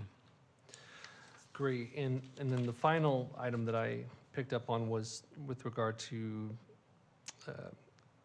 medians and additional trees in our parks and medians and additional plant material that was placed, and how well we are doing to maintain those trees and plants, and what is our strategy for that? Yeah, thank you, Councilmember, Mayor, and Council. I don't have a number to tell you today of how many of the 38,000 trees and shrubs that we planted are still in place. We have experienced some areas where we've seen trees that were recently planted that haven't made it. It is typical, particularly in our climate, to see about a 20% rate of new plantings to see some struggles. And it is actually part of our strategy and plans. We go and do those assessments. We find the ones that didn't make them, assess and address if there were any irrigation issues. Sometimes it's just the plant itself, and then we replant. So we'll continue to do replantings. Again, we do everything we can, especially with these dollars. We're trying to do plantings where we have irrigation, doing smart plantings that are drought tolerant, that still look good, that don't require as much maintenance and irrigation, so that they do well. I think historically there's been a mix of types of plantings. We've created a new palette that is more native and more drought tolerant, and we'll continue to do our plantings according to those palettes. And those, again, we have had some that haven't made it, but we continue to go out, remove those, replace them, and make sure there's not some kind of systemic issue that's causing them to repeatedly die. Okay. All right. Thank you so much for answering my questions. That's all, Mayor. Thank you, Councilmember Gonzalez. Councilmember Smith. Thank you, Mayor.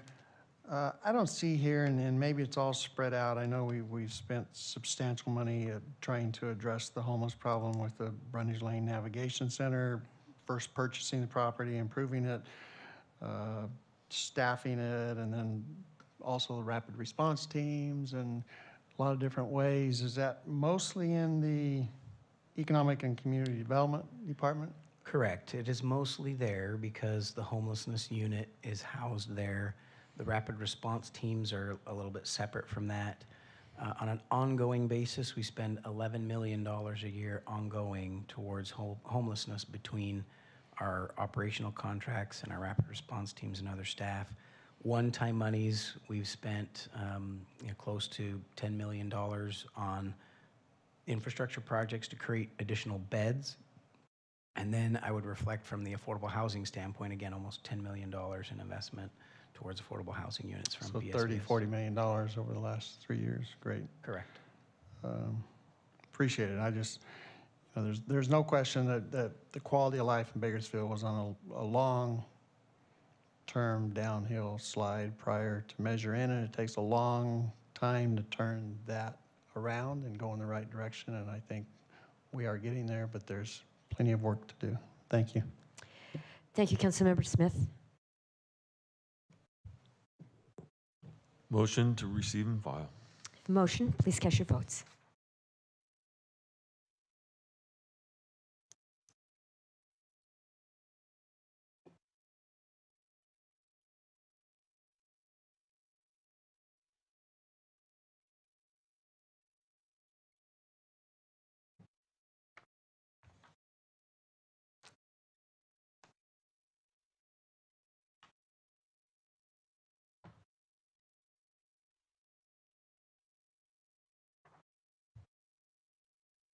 Motion is approved with Councilmember Arias and Councilmember Freeman absent. Thank you. And now next item, please. Reports item 10B, American Rescue Plan Act updated framework, including appropriations in applicable department operating and capital budgets. Thank you, Mr. Clegg. Thank you, Mayor and Council. The item before you tonight, as Council knows, the ARPA monies were received in two separate tranches or two separate batches. We appropriated the funds from the first batch last fall. We've received our second batch this summer, and this action would appropriate those additional funds. But also at this time, we're bringing forward a slightly revised framework, and if the clerk's office could help bring that table up. Oh, this is hard to see on the screen, I apologize. What's in your packets, what's represented in this framework, the categories are the same as we reviewed last October. But we have shifted some funds around because we've learned a few things over this past year, and it's become more apparent where the funds can be spent down and some areas where it's a challenge to spend down. But again, the spirit and intent of the framework that we built remains intact. We've just shifted some funds. One principal area, and it's actually towards the bottom of this table, is what's called revenue loss or revenue recovery. For many cities throughout the nation, they used this ARPA funding to plug holes in their budgets because of huge revenue declines. We were fortunate in Bakersfield, partly because we tightened our belts, but partly because our economy recovered quickly and we were careful and judicious in our budgeting. We did not see the revenue reductions that required us to use ARPA funding to plug any budget holes. That means we get to use all of that ARPA monies on proactive, productive topics. But later, the federal government came out and said any city of a certain size, and this includes Bakersfield, could take a $10 million allocation towards lost revenue out of the ARPA funds without having to demonstrate through our fiscal formula that we had seen revenue losses. We are recommending tonight that council appropriate a $10 million revenue loss amount from these ARPA funds. My recommendation is that those funds, there's a handful of projects that we think are, again, in the spirit of ARPA, and we would have included in the ARPA framework, there's actually the ability to streamline and move quicker on those projects, that we fund those out of some of that revenue loss, and then that the remainder of that revenue loss portion be held in contingency for economic development or other significant projects that are consistent, again, with the framework that we initially established for the ARPA monies. And that gives us the opportunity that if a game changer project related to economic development comes up, we have the funds set aside to pursue that. And again, that's one of the key areas that we reduced funding in the ARPA framework that's in front of you, with the intent of holding that as, again, contingency for those types of projects. That's the biggest change you'll see, but let me just walk through a couple of other changes. We have reduced somewhat the areas of homelessness. We set aside $2 million to do co-response teams with behavioral health. They've been able to fund their portion of that program. We've funded our portion out of our existing resources through law enforcement. We don't need to do that program from these funds. It's already funded between the two agencies. So we've shifted those funds instead to support the Brundage Lane Navigation Center expansion, because that was a large project there. As I already noted, economic development was originally a $9 million allocation. We're recommending it's a $4 million allocation because we've shifted those funds into that contingency with lost revenue. I would also reflect that on business district revitalization, we bumped that up a little bit because under the food bank food assistance, we were able to identify unspent CDBG CARES monies that could fund that CAP-K food bank expansion. That's an action your council's already taken at a previous meeting. And so that $1.2 million could go towards some of these other community development, economic development type projects instead of that project. Also, when it comes to park improvements, we had set aside $3 million anticipating significant needs related to the MLK Park reimagining coming out of the master planning process. We've bumped up some of the dollars in that because we do anticipate that will be a significant cost and a significant project, and this gives us a little more ability to cover that when the planning process is completed. As reflected in a council action, we had reduced some of the dollars related to city wellness initiative, but do recommend some additional dollars for future potential phases. And tonight, your council moved forward on the first phase of that project in the consent calendar. We had two other areas under direct city expenditures. We had $1 million set aside for program evaluation and administration and for testing and other prevention measures. We found that we are doing some testing. We have had to spend additional dollars sometimes when there's been a need, but it's been much lower than anticipated, and so we were able to shift those out of administrative costs and into good projects. Same with the program administration and evaluation. It's a much lower amount than expected. We've been able to work pretty lean and save those administration costs to fund into other areas. The last section that on utilities, we have been able to make progress on the broadband issue, and so we don't feel that there's a need to spend those broadband dollars the same way we expected to actually build infrastructure, put fiber in the ground, because we think we can work with private sector partners to get that fiber in the ground and not spend those monies here. So we've shifted monies into a wastewater utility fund like the stormwater utility fund to help us do projects in our disadvantaged neighborhoods that need the funding to make them work and to help with the community transformation in those areas. So again, those are the key changes, but the overall framework, again, is consistent with what we had approved prior. And in each of these areas, this is just the appropriation framework. As projects specifically come forward, we'll come back to the city council, highlight what those projects are, and council will have the opportunity to vote on them independently and distinctly, just as you did tonight on the Kern Medical item, as we did on the hospitals and the Blue Zones items on tonight's agenda. We'll bring other items back to the City Council with the specifics of the program implementation and City Council approval. With that, I'd be happy to take any questions. Thank you. Councilmember Gray. Well, first of all, Mr. Clegg knows I went over this with him in detail over the phone because, you know, so often you see government funding coming in and it just goes in a big dark hole and you never know how it gets spent and there's no accountability for it.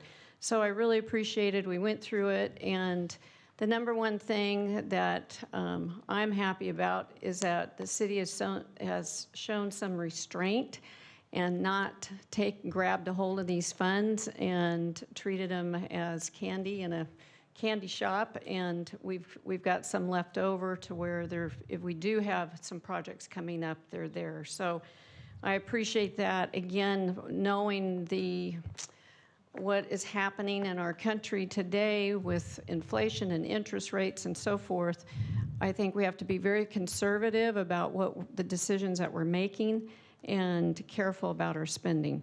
But I did want to bring that it brings joy to my heart, being a small businesswoman, that there is $2 million allocated for entrepreneurship and technical assistance for small businesses in this town. And so I wanted to bring attention to that, to small business. I know what it costs to get into small business, just the marketing cost alone to get started, or a lease that you have to sign.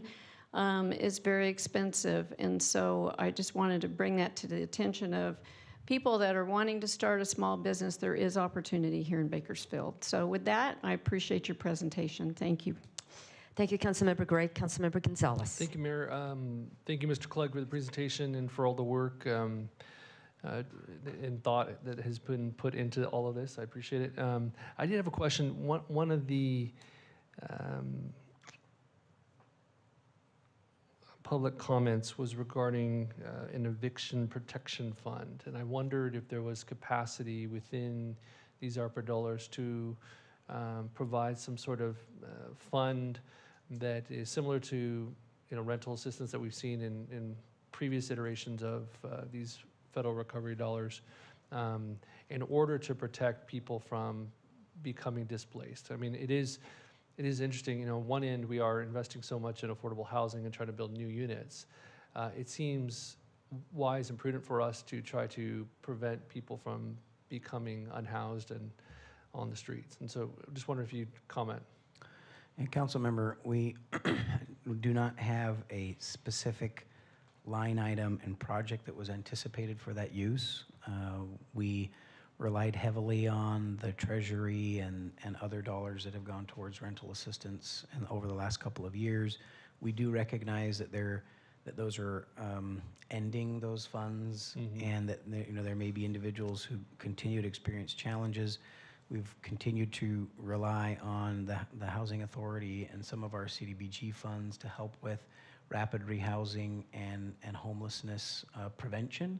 We also see some of our HAP dollars that are a separate bucket from the state. We've targeted some of those for some potential homelessness prevention, meaning keep folks in their housing.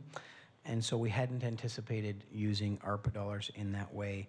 I think your question was, is there capacity? And that's a policy choice from the City Council. We'd probably need to pull from another source to look at that. If that was direction from Council, I would probably try and look at some of the funding sources that are in related buckets. We have dollars set aside for infill. The housing support services line that you see there, it's a $500,000 appropriation. That's actually to expand our home rehab program. So individuals who need assistance repairing their front door, their a rail, or their HVAC, or potentially their roofs. We're creating an expanded program to serve more people to help keep them in their homes in that sense, but it's not a rental assistance program. We could look at some of those areas, but we'd need to make a trade-off there because it hasn't been built into this framework. Yeah, and and I apologize for bringing this up the night of the this decision, it just struck me that that might be an appropriate use of these dollars, and I'd like to kind of explore that option. Walk me through the item related to workforce development and job training programs, if you will. Yeah, there's two different aspects to that. One is that we would like to create a job training and apprenticeship program that's focused on both advanced manufacturing as well as trades. Those are two opportunities identified in our Economic Development Strategic Plan and the B3K plans that we need to create the skills of the workforce to fill jobs in those two areas. And that likely we would look to partner with the Workforce Investment Board and educational institutions to create this apprenticeship and training program that would give people those skills and then match them into jobs where they could have these apprenticeships. So it's job creation and specifically to some of our goals. The other aspect that we've looked at is using some of these dollars to create jobs around technology that would then actually also be a support to that business expansion and entrepreneurship element, where these technical advisors that we're creating these jobs that's for the other target cluster of our business services or second office as one of our economic development strategic plan areas, create some skills and job training in those areas, and then they could serve as actually support, technical support to some of those entrepreneur programs that we're creating. And they can do, actually they're designed to do outreach into the community, and particularly our disadvantaged community. So they're creating jobs and creating training. Those are frankly large dollar amounts for programs that haven't been fully designed yet. Yeah, and that's what I was getting at, is where are we in terms of the design, and how much of this is an estimate and how much of this is actually real? It's all an estimate. Okay, all right. Let me ask you a few more questions. A number of these items are quite ambitious, high dollar amounts, a lot of them in ECD. Important programs for us to get online. How confident are you in our capacity to actually deliver on these objectives, by timelines established by the federal government? Yeah, thank you, Council Member. My confidence level is higher in this revised framework, and part of why we revised it is that the $9 million we were seeing in economic development, we weren't going to spend that all by 2024 and 2026. So we revised down in the categories where we felt like we weren't making enough progress fast enough. I would say under the housing bucket, we'll spend all of those dollars, and I think in fairly short order. And the homelessness, the same. We've already spent most of those already on the Brundage Lane Navigation Center. Where it comes to the EOAs and facade improvement loans, that's an estimate, frankly. Okay. And we think we can spend that down because there's pretty high demand.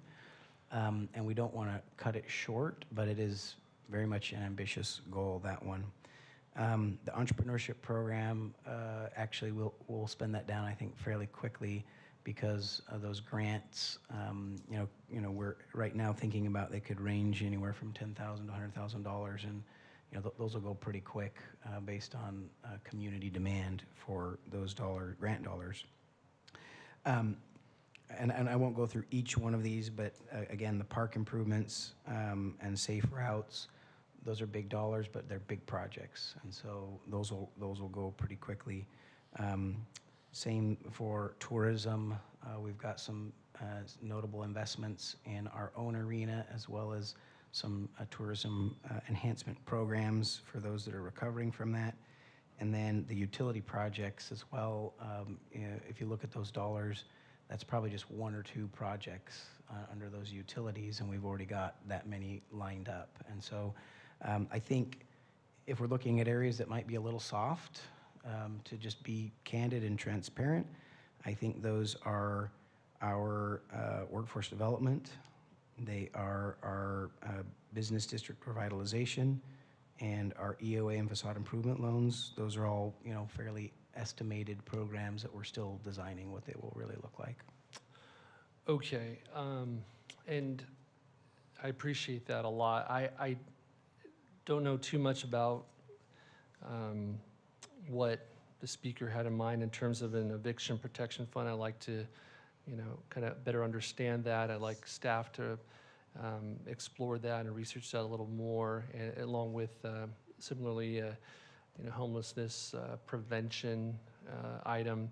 And I do apologize that I'm, proposing this at the dais here, but I will like to make a motion that we adopt the ARPA framework with an adjustment from the Workforce Development Fund of $500,000 and allocate that to contingency so that it gives us a little more flexibility for us to pursue this particular program should we wish to in the future. If we don't, we can allocate it back to that workforce development. That'll be my motion. Thank you, Councilmember Gonzalez. Any other comments? Seeing none, you have a motion. Please cast your votes.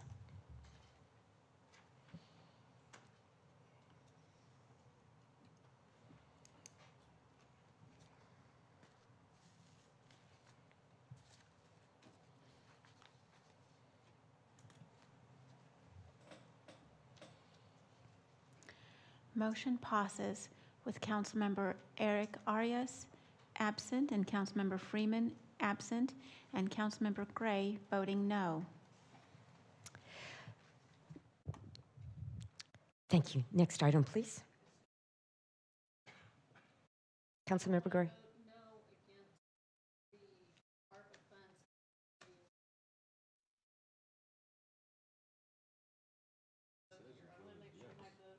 You voted, yeah. Oh. So it changed now. Okay, so if I want to vote for how the ARPA. I'll defer to the city attorney if I get this wrong, but the motion was to approve as amended that $500,000 difference. And if you still felt like you wanted to vote no on the motion that was on the floor, you can, but just provide some clarifying language. Well, I want to vote for the ARPA funds as you presented them tonight. I do not want to move that funding out of the workforce development. So how do I do that? I think you did it, Councilmember Gray, by voting no. Thank you. Okay. Right. Thank you. Next item, please. Council and Mayor statements. Thank you, Vice Mayor. Thank you, Mayor.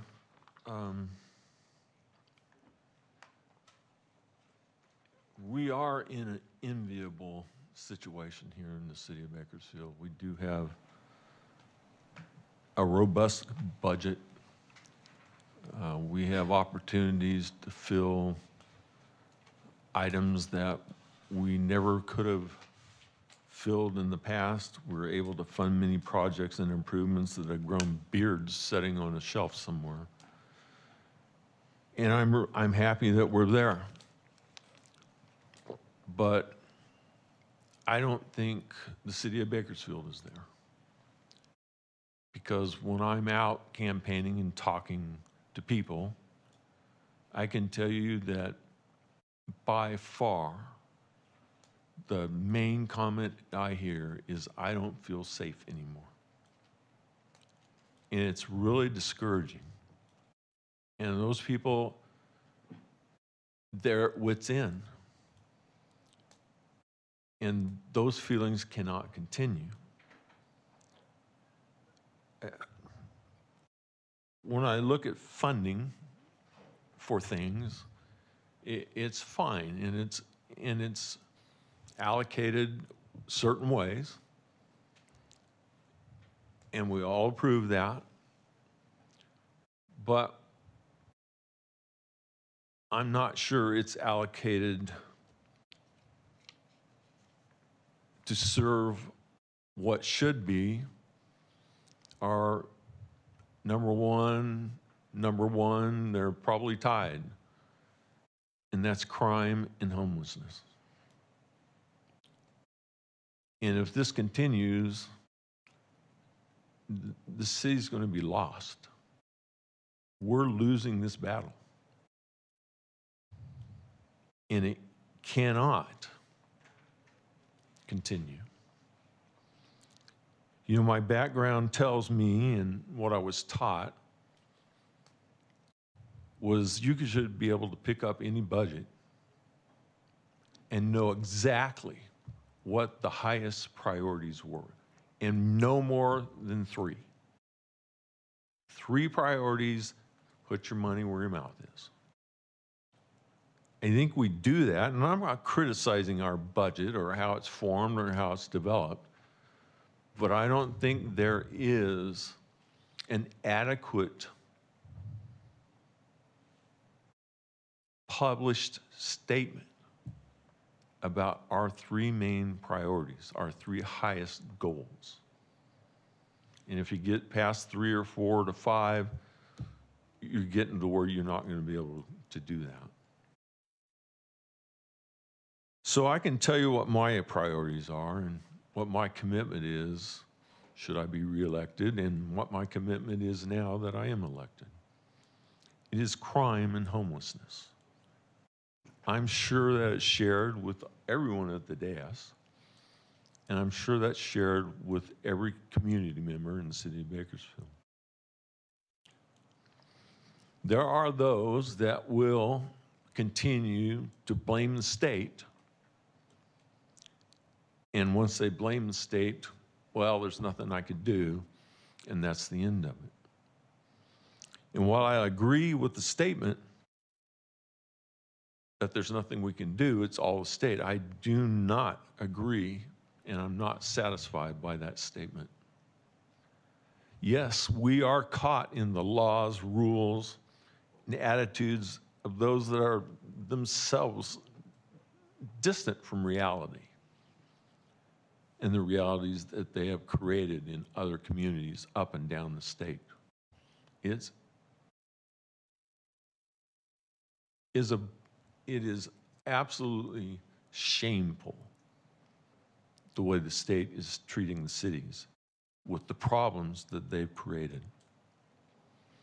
And I will no longer accept the excuse, it's all the state's fault. This is Bakersfield. This is where I live, and I refuse to accept these conditions continue as they are going. I expect changes in our living conditions, and I expect them now and not later. I'm not willing to concede what the people of this city are forced to contend with. We must focus on those highest priorities. We have spent many millions of dollars in trying to combat this. And you cannot continue the insanity of doing the same thing over and over again. It's not going to change.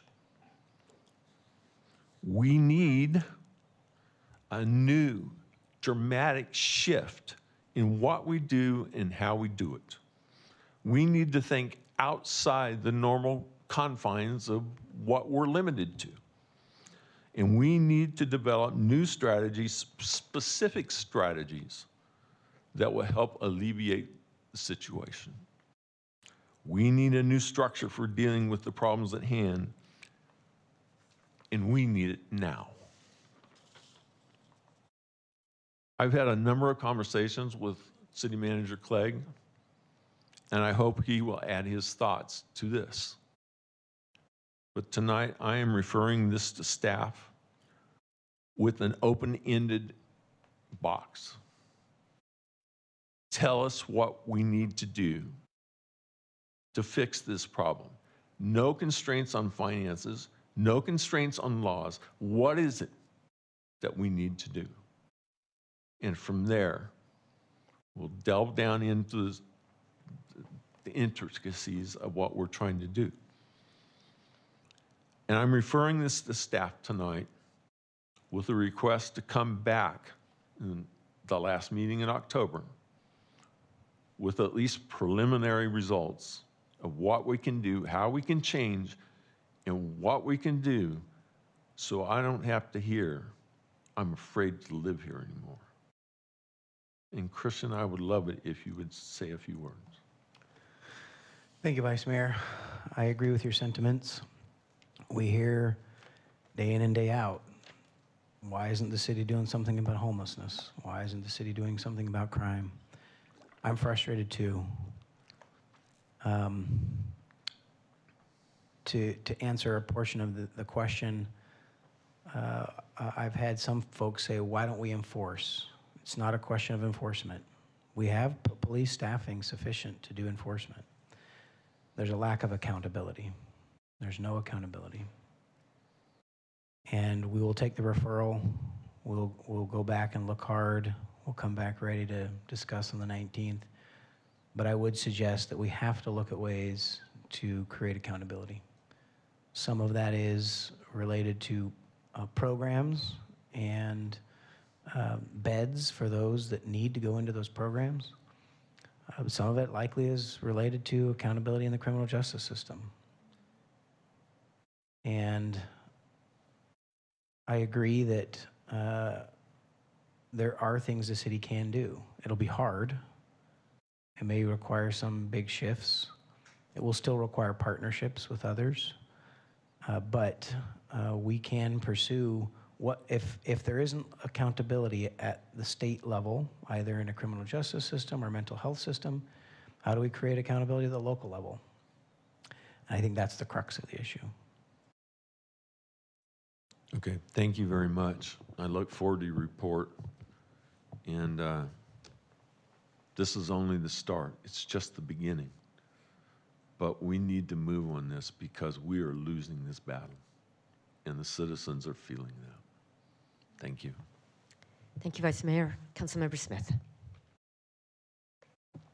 Thank you, Mayor. I have 3 different referrals. The first one's a referral to the Development Services Department to prepare a comprehensive update to the city's residential zoning standards necessary to be in compliance with state law in conjunction with the completion of the city's sixth cycle housing element. And the second one regards a memorandum. We've been talking about vacant structures for some time in the Planning and Development Committee, and we were going to have a report on the opportunities for eminent domain, and that was sent out after the last Planning and Development Committee. So I've read that memo, and it looks like there is opportunity, so I just wanted to reinforce that that is something I want to continue to explore in the Planning and Development Committee, and that it looks to me, and you know, we can talk about this more, but vacant properties citywide are a public health and safety problem, and they prevent serious repeated criminal activity, which is a couple of the things.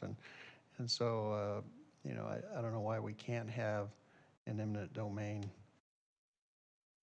ordinance or policy in order to take care of that. Number 3, there's a local stakeholder group applying for a grant for the work on the Kern River. It's a state grant, planning grant for 3 years to facilitate environmental restoration and fostering reconnection of people with nature over roughly 40 miles of the river channel and floodplains, extending from the mouth of the Kern River Canyon to the river's end at Buena Vista Recreation Area. And most of that, to me, is in the city, so I think the city should be a partner. I know that Rick Anthony has met with them, but it seems to be held up because of language in the agreement, but it's due October 1st, so I would hope that staff can work through an agreement and be a partner on that important collaborative effort with the city. Thank you. Thank you, Councilmember Smith. Councilmember Gonzalez. Thank you, Mayor. We had another vacant structure fire over the since we last met. This was a residential property at 509 H Street. I passed by today and visited the site, and it is it's a disaster. And so I'm asking staff to please respond to better secure the site, and more broadly, I will continue to advocate and push for City Hall to look for more robust ways for us to accelerate the demolition of these structures that have caught fire, and also to address those issues related to abandoned residential properties. We're working on the commercial property piece, and I appreciate that. And my referral stands from last council meeting, but we must work on also these residential properties. So I appreciate that. Thank you. Thank you, Councilmember Gonzalez. Anyone else? Seeing none, we stand adjourned at 7:20.